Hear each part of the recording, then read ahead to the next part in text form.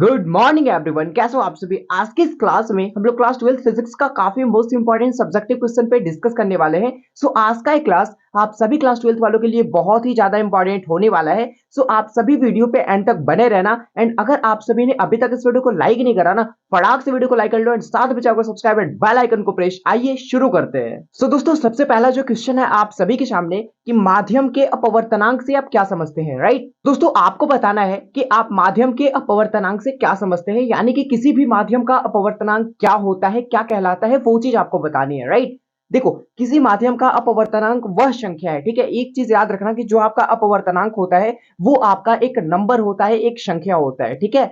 किसी माध्यम का अपवर्तनांक वह संख्या है जो बताता है कि उस माध्यम में प्रकाश की जो चाल है वो किसी अन्य माध्यम की अपेक्षा कितने गुना कम या अधिक है। इसका मतलब मैं आपको समझाता हूं, ठीक है। चलो मैं आपको एक एग्जांपल के थ्रू समझाता हूं। यहाँ पे जैसे मान लो आपके सामने कोई मीडियम है, ये आपका कोई ग्लास है, राइट। और यहाँ पे ऊपर में आपका एयर है। अब यहाँ से भैया प्रकाश आपका आ रहा है, क्या हो रहा है, यहाँ से आपका प्रकाश आ रहा है। चलो जी, अभी जो प्रकाश की चाल है ना, इसकी जो चाल है ये हवा में कुछ और होगी, ठीक है, एक ग्लास में कुछ और होगी, यानी कि कम ज्यादा हो सकती है ना। मान लो हवा में ज्यादा हो सकता है या फिर ग्लास में ज्यादा हो सकता है, यानी कि हर एक मीडियम के लिए जो आपका प्रकाश का चाल है ना वो अलग अलग होता है। तो अपवर्तनांक यही चीज बताता है भैया कि हवा से आपका प्रकाश जब ग्लास में आ रहा है ना तो कितना गुना अधिक हुआ इसकी प्रकाश की चाल या फिर कितना गुना कम हुआ। तो क्लियर है आप सभी को कि अपवर्तनांक क्या कहलाता है। राइट चलो जी, नेक्स्ट क्वेश्चन है दूसरा नंबर कि प्रकाश के वर्ण विक्षेपण को समझाएं। ये आपका बहुत ही इंपॉर्टेंट क्वेश्चन है, मैं आपको बता रहा हूं। प्रकाश के वर्ण विक्षेपण को समझाएं तो ध्यान से समझना। जब श्वेत प्रकाश की किरण, यानी कि जब जो व्हाइट लाइट होती है ना, जब श्वेत प्रकाश की किरण को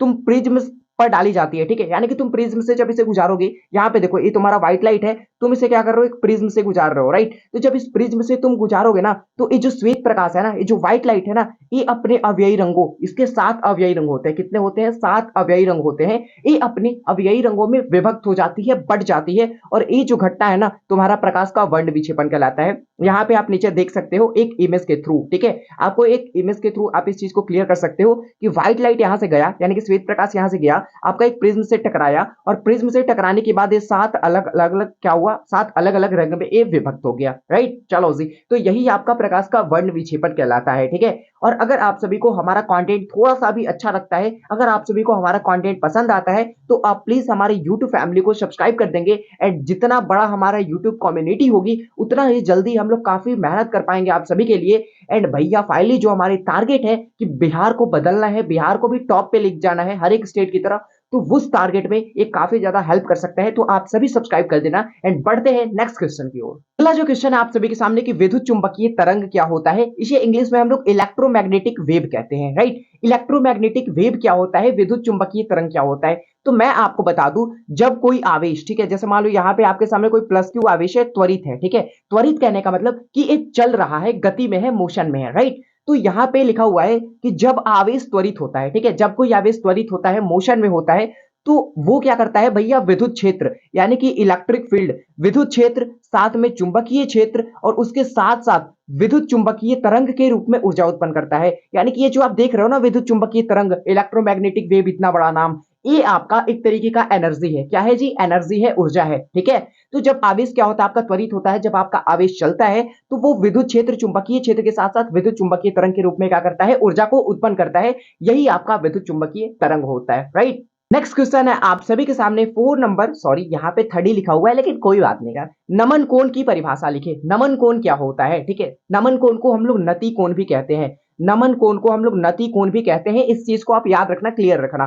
किसी स्थान पे, किसी भी स्थान पे पृथ्वी की जो चुंबकीय क्षेत्र की परिणामी तीव्रता होती है, ठीक है, क्षैतिज के साथ जो कोण बनाती है, यानी कि मान लो पृथ्वी की तुम्हारी, देखो यहाँ पे कोई स्थान है, यहाँ पे पृथ्वी की ये तुम्हारी परिणामी तीव्रता है, और ये जो क्षैतिज है ना इसके साथ जो कोण बनाएगी ये आपका कहलाता है नमन कोण। इसे हम लोग क्या कहते हैं, नति कोण भी कहते हैं। ऑलराइट, क्लियर है। चलो जी, अब देखो पृथ्वी का जो नमन कोण होता है ना, पृथ्वी का जो नमन कोण होता है उसका मान होता है आपका 90 डिग्री। कितना होता है? 90 डिग्री। ये चीज आप याद रखना, ये आपसे ऑब्जेक्टिव में पूछा जाता है। ऑलराइट, नेक्स्ट क्वेश्चन है आप सभी के सामने 4 नंबर कि चुंबकीय आघूर्ण तथा इसका मात्रक लिखे। ठीक है, यानी कि चुंबकीय आघूर्ण क्या है तथा इसका मात्रक लिखे। तो चुंबक का ध्रुव सामर्थ्य, देखो चुंबक का जो आपका ध्रुव सामर्थ्य होता है उसे हम लोग छोटा m से डिनोट करते हैं। कैसे, छोटा m से डिनोट करते हैं, तथा चुंबक के प्रभावी लंबाई को चुंबकीय आघूर्ण कहते हैं। अब यहाँ पे कंफ्यूज नहीं होना, जो आपका चुंबकीय आघूर्ण है, जो आपका चुंबकीय आघूर्ण है ना, इसे हम लोग बड़ा m से डिनोट करते हैं, ठीक है। और ये जो आपका चुंबक का ध्रुव सामर्थ्य है, इसे हम लोग छोटा m से डिनोट करते हैं, राइट।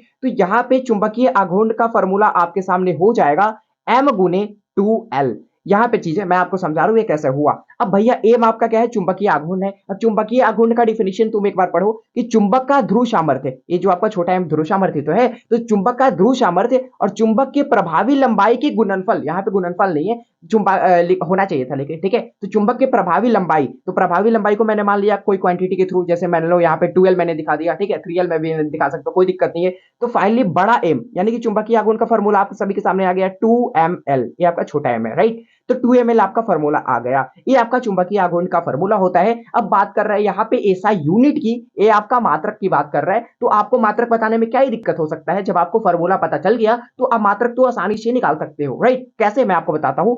तो इसका ऐसा यूनिट क्या हो जाएगा, ये जो आपका है ना m, ए यानी कि आपका ध्रुव सामर्थ्य है, और ध्रुव सामर्थ्य का ऐसा यूनिट आपका होता है एम्पियर मीटर, और साथ में भैया, ठीक है, ध्रुव सामर्थ्य का, एक मिनट, ध्रुव सामर्थ्य का आपका ऐसा यूनिट होता है एम्पियर मीटर, और ये आपका लंबाई है, तो लंबाई का क्या होता है, मीटर होता है, यानी कि एम्पियर मीटर स्क्वायर, ये आपका ऐसा यूनिट हो जाएगा चुंबकीय आघूर्ण का, राइट। अगले क्वेश्चन की ओर बढ़ने से पहले मैं आप सभी से एक प्यारा सा रिक्वेस्ट करना चाहूंगा कि अगर आप सभी क्लास 12 में हो और क्लास 12 से रिलेटेड जो भी एजुकेशन की बिहार बोर्ड की जो भी अपडेट होती है उसको अगर आप सभी सबसे पहले जानना चाहते हो तो आप हमारे यूट्यूब चैनल को सब्सक्राइब कर देंगे। एंड एजुकेशन रिलेटेड जो भी कंटेंट होती है, अगर आप भी अपने बोर्ड में अच्छा करना चाहते हो तो आप हमारे चैनल के थ्रू पढ़ाई कर सकते हो। तो इसके लिए आप सभी एकदम दिल से आप इस सब्सक्राइब बटन को जरूर दबा देंगे। आइए जी, नेक्स्ट क्वेश्चन है आप सभी के सामने 5 नंबर कि विद्युत चुंबकीय तरंग के 2 गुण लिखे, ठीक है। ये चीज आपने तो अभी देखा कि भैया जब कोई आवेश, ठीक है, जब कोई आवेश क्या होता है, मोशन में होता है, तो एक विद्युत क्षेत्र, साथ में चुंबकीय क्षेत्र, और इसके साथ साथ विद्युत चुंबकीय तरंग यानी कि इलेक्ट्रोमैग्नेटिक वेव के रूप में ऊर्जा उत्पन्न करता है। और एक चीज आपको क्लियर हो गई कि जो विद्युत चुंबकीय तरंग है ये एक प्रकार की ऊर्जा है, एनर्जी है, राइट। तो विद्युत चुंबकीय तरंग के 2 गुण लिखना है आपको। तो 2 गुण कौन कौन से हो सकते हैं, इसके लिए माध्यम की आवश्यकता नहीं होती है। जो आपका इलेक्ट्रोमैग्नेटिक वेव होता है, ये जो आपका तरंग होता है ना, इसको चलने के लिए, ठीक है, इसको गति करने के लिए किसी भी मीडियम की आवश्यकता नहीं पड़ती है, कोई भी माध्यम की आवश्यकता नहीं पड़ती है, ऑलराइट। दूसरा जो गुण है आप सभी के सामने, यह अनुप्रस्थ तरंग होता है, यानी कि ये जो आपका इलेक्ट्रोमैग्नेटिक वेव देख रहे हो ना, ये आपका एक अनुप्रस्थ तरंग होता है, ऑलराइट, क्लियर है जी। नेक्स्ट क्वेश्चन 6 नंबर, किरचॉफ के प्रथम नियम को लिखे। अब किरचॉफ का प्रथम नियम क्या कहता है भैया, ध्यान से समझो। किसी विद्युत परिपथ में, ठीक है, कोई भी आपका विद्युत परिपथ है, इलेक्ट्रिक सर्किट कोई भी आपका, तो विद्युत परिपथ में किसी बिंदु पर, अब किसी भी बिंदु पर मिलने वाली जितने सारे धारा होगी, जितने सारा इलेक्ट्रिक करंट होगा, उन सभी का जो अलजेब्रिक एडिशन होगा, ठीक है, यानी कि बीजीय योग जो होगा वो क्या होगा, शून्य होगा, यानी कि 0 होगा। क्लियर है, चलो जी। तरंगाग्र किसे कहते हैं, ठीक है, तरंगाग्र किसे कहते हैं, वेवलेंथ किसे कहते हैं, इसे इंग्लिश में हम लोग वेवलेंथ कहते हैं, राइट।